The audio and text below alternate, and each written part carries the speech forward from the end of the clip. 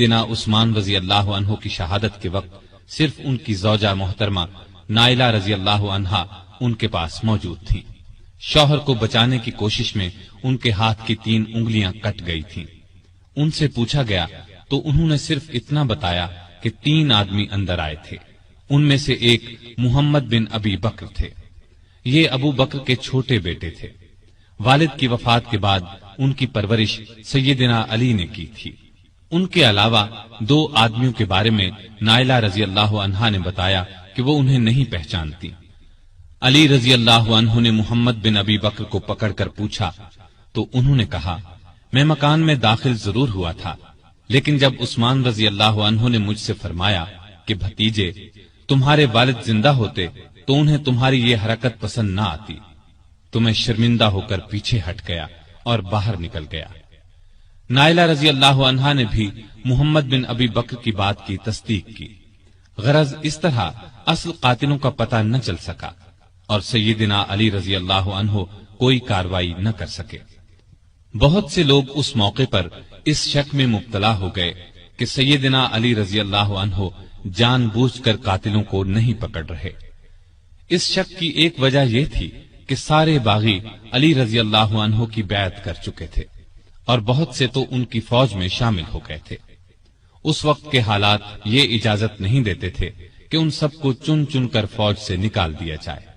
اسلام کا قانون بھی یہ اجازت نہیں دیتا کہ گواہی کے بغیر کسی کو قاتل ٹھہرایا جائے۔ تاہم اکثر لوگ سیدنا علی کی مشکلات سے پوری طرح آگاہ تھے۔ علی سے یہ بات ثابت ہے کہ قسم اٹھا کر فرماتے تھے کہ میں عثمان کی شہادت سے بالکل بری ہوں۔ اس زمانے میں آپ نے یہ قدم اٹھایا کہ سیدنا عثمان کے گورنروں کو ہٹا کر ان سب کی جگہ نئے گورنر مقرر فرمائے۔ نئے گورنر اپنے اپنے صوبے اور علاقے میں پہنچ گئے۔ پرانے گورنروں نے ان کے لیے جگہ چھوڑ دی۔ امیر معاویہ رضی اللہ عنہ نے گورنری سے دستبردار ہونے سے انکار کر دیا۔ ان کی جگہ سیدنا علی نے سہل بن حنیف کو شام کا گورنر مقرر فرمایا تھا۔ یہ جب شام کی سرحد پر پہنچے تو امیر معاویہ رضی اللہ عنہ کی فوج نے انہیں واپس جانے پر مجبور کر دیا اور سیدنا معاویہ نے ان کے ذریعے سیدنا علی رضی اللہ عنہ کو یہ پیغام پہنچایا، جب تک عثمان کے قاتلوں کو نہیں پکڑا جائے گا وہ گورنری سے دستبردار نہیں ہوں گے۔ گویا سیدنا علی کے راستے میں سب سے پہلی یہ رکاوٹ پیش آئی۔ ابھی وہ اس کی طرف پوری طرح توجہ نہیں دے سکے تھے کہ ایک اور مشکل پیش آ گئی۔ سیدنا عثمان کی شہادت سے پہلے امت کی ماں سیدہ عائشہ رضی اللہ عنہا حج کے لیے مکہ گئی تھی۔ حج کے بعد مکے سے واپس آ رہی تھی کہ راستے میں ان کے ایک قریبی رشتہ دار ملے۔ انہوں نے بتایا کہ سیدنا عثمان شہید کر دیے گئے ہیں اور لوگوں نے سیدنا علی کے ہاتھ پر بیعت کر لی ہے، لیکن مدینے میں ابھی تک فتنہ اور فساد پھیلا ہوا ہے۔ یہ خبر سن کر وہ مکے کی طرف واپس پلٹ گئیں۔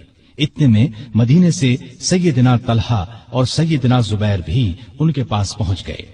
یہ دونوں بہت اونچے مرتبے کے بزرگ تھے، عشرہ مبشرہ میں سے تھے۔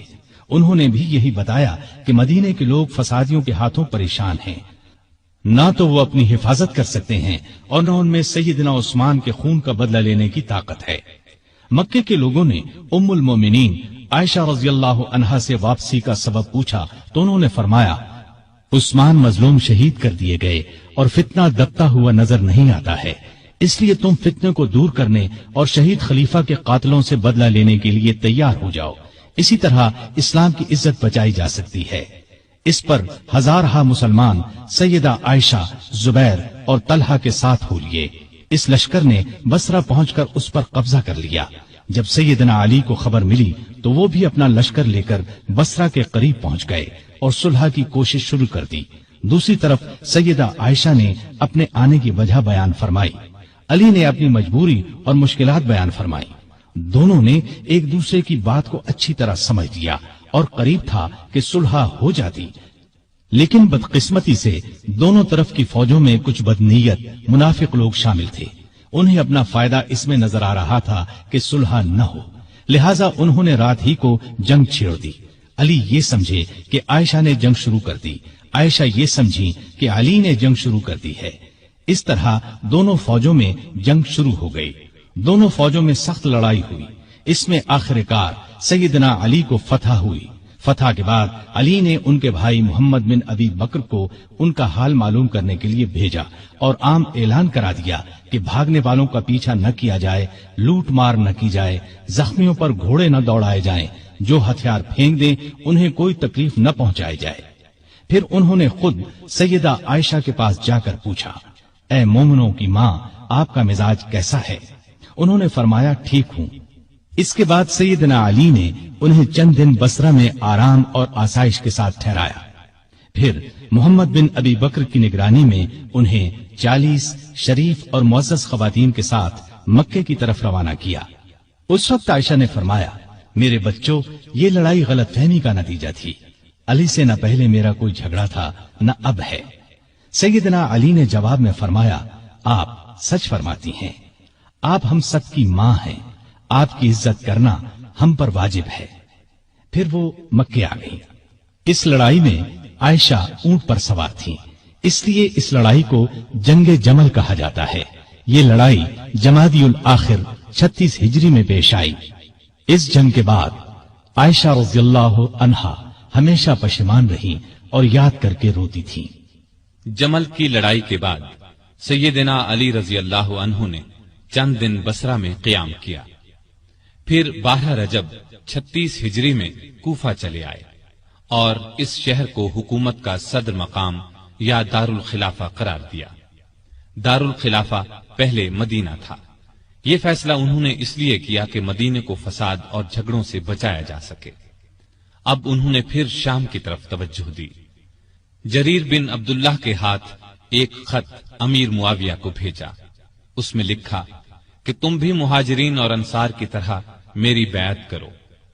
इसके बाद कायदे के मुताबिक शहादत उस्मान का मुकद्दमा पेश करो। मैं अल्लाह की किताब और रसूलुल्लाह सल्लल्लाहु अलैहि वसल्लम की सुन्नत के मुताबिक फैसला करूंगा। अमीर मुआविया ने इस खत के जवाब में लिखा कि आप उस्मान के कातिलों को हमारे हवाले कर दें तो मैं और शाम के दूसरे तमाम लोग खुशी से आपकी बैत करेंगे। इस तरह कुछ मुद्दत तक खतो किताबत का सिलसिला चलता रहा, लेकिन सुलह की कोई सूरत न बन सकी। उधर शाम के सदर मकाम दिमश्क की जामे मस्जिद में सैयदना उस्मान के खून आलूद कपड़े और नाइला रज़ियल्लाहु अन्हा की कटी हुई उंगलियां रख दी गईं। उनको देख देख कर लोग ज़ारो कतार रोते थे, कातिलों से बदला लेने का अहद करते थे। जब अली को यकीन हो गया कि अमीर मुआविया बैत नहीं करेंगे तो उन्होंने जंग की तैयारी की और करीबन 80,000 फौज लेकर शाम की तरफ रवाना होने का इरादा किया। दूसरी तरफ अमीर मुआविया